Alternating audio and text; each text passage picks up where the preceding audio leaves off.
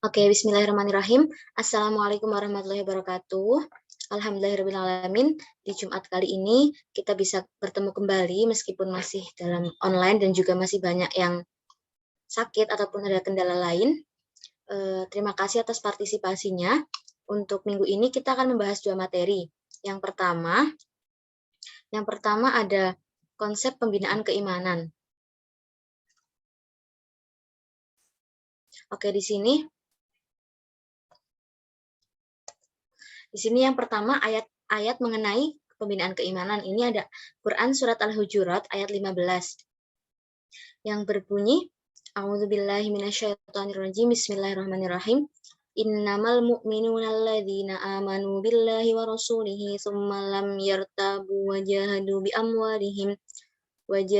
bi amwalihim wa anfusihim fi sabilillah ulaika humus shadiqun. Artinya, sesungguhnya orang-orang yang beriman itu hanyalah orang-orang yang percaya kepada Allah dan Rasul-Nya. Kemudian mereka tidak ragu-ragu dan mereka berjuang dengan harta dan jiwa mereka pada jalan Allah. Mereka itulah orang-orang yang benar. Jadi di sini konsep pembinaan keimanan itu lebih berkaitan kepada iman, Islam, dan juga akidah kita. Oke, yang pertama mengenai Islam.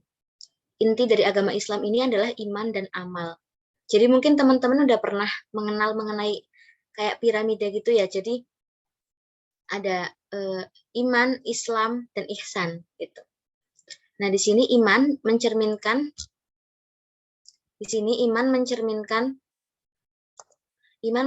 mengenai akidah dan pokok-pokok yang menjadi landasan syariat Islam. Sedangkan amal mencerminkan syariah dalam Islam. Mohon maaf.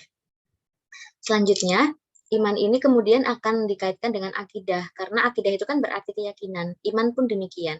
Nah, iman dan akidah ini berarti sesuatu yang diyakini di dalam hati, diucapkan dengan lisan, dan diamalkan dengan anggota tubuh. Jadi, kita tidak akan disebut beriman ketika kita hanya meyakini dalam hati, tetapi tidak diwujudkan dalam lisan dan juga perbuatan. Jadi, ketiganya harus sama-sama saling, antara keyakinan dalam hati, kemudian lisan, dan juga pengamalan dari anggota tubuh. Nah, di sini ada kategori iman yang benar. Iman yang benar ini ada dua ya, yaitu iman yang mana itu keyakinannya kuat dan tidak tercampur oleh keraguan. Kemudian ada perbuatan yang membuktikan dari keyakinan tersebut. Jadi misalnya kita yakin, kita iman kepada Allah. Ya kita nggak cuma yakin dalam hati, tapi ada perbuatan yang membuktikan keimanan kita itu. Oke, lanjut di sini ada jalan menuju keimanan. Ini lebih kepada kisahnya Nabi Ibrahim. Nah, mungkin teman-teman tahu ya kisah Nabi Ibrahim yang mencari Tuhan.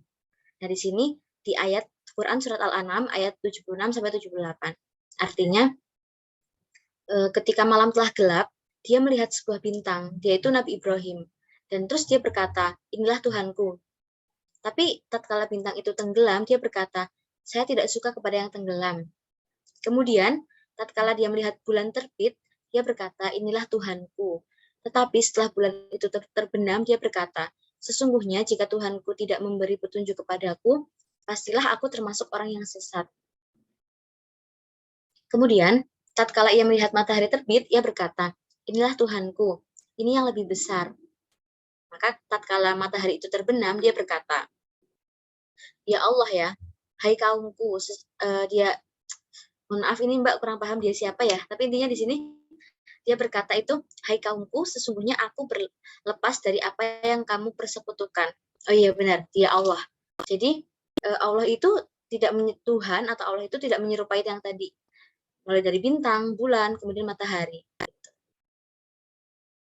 Jadi ini merupakan salah satu contoh jalan menuju keimanan.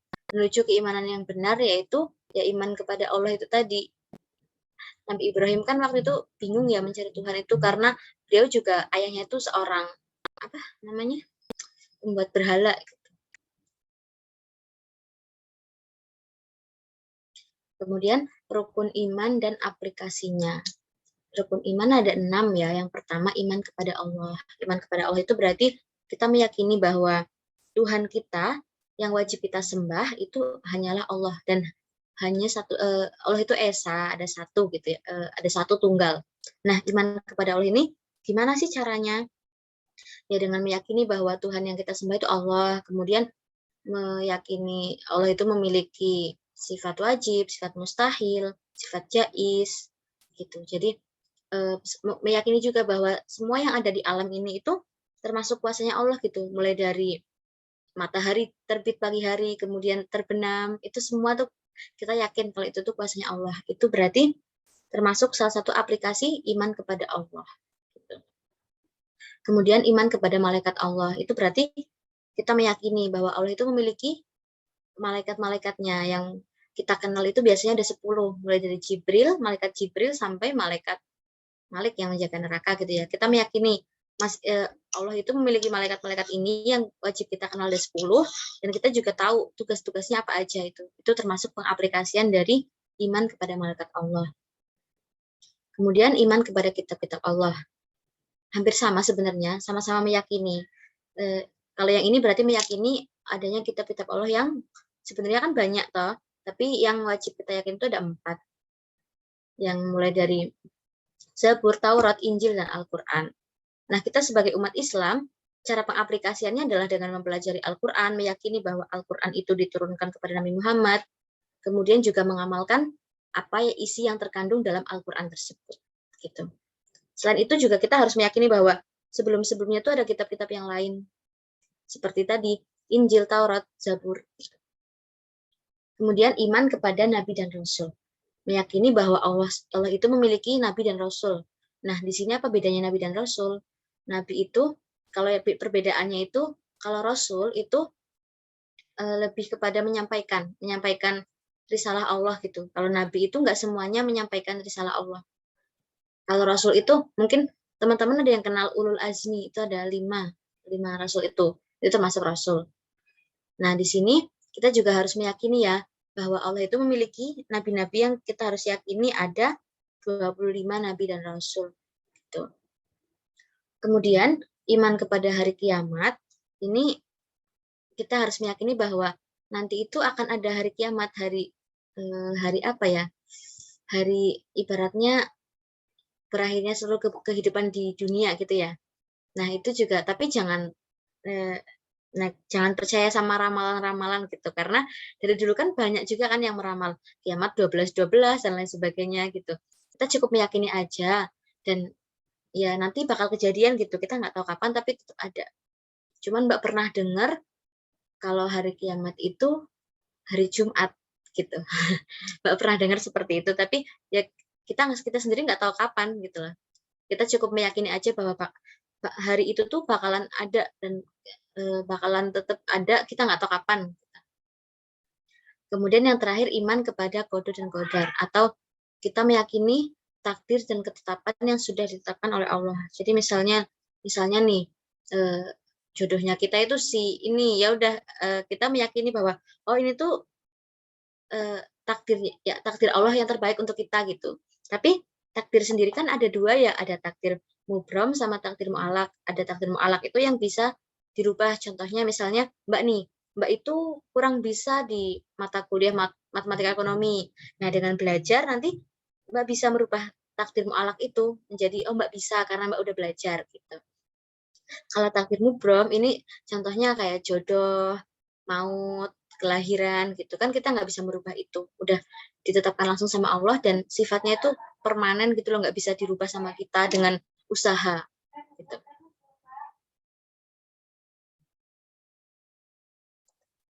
Selanjutnya ada dampak akidah. Ada 3 di sini ya.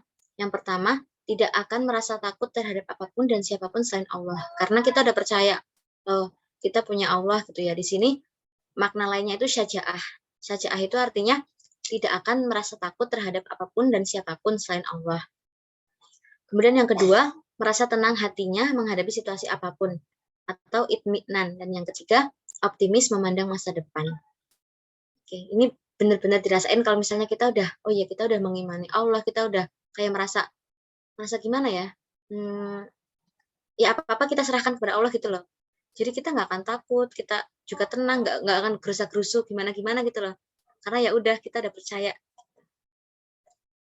Nah di sini ada juga Quran surat Fussilat ayat 30 yang artinya sesungguhnya orang-orang yang mengatakan Tuhan kami adalah Allah, kemudian mereka meneguhkan pendirian mereka, maka malaikat turun kepada mereka dengan mengatakan, janganlah kamu merasa takut, dan janganlah kamu merasa bersedih, dan bergembiralah kamu dengan memperoleh surga yang telah dijanjikan oleh Allah kepadamu. Jelas ya di sini ya, apa namanya, dampak akidah yang paling nanti, output akhirnya itu, gitulah ya, itu ya, surga yang telah dijanjikan Allah kepadamu. Gitu.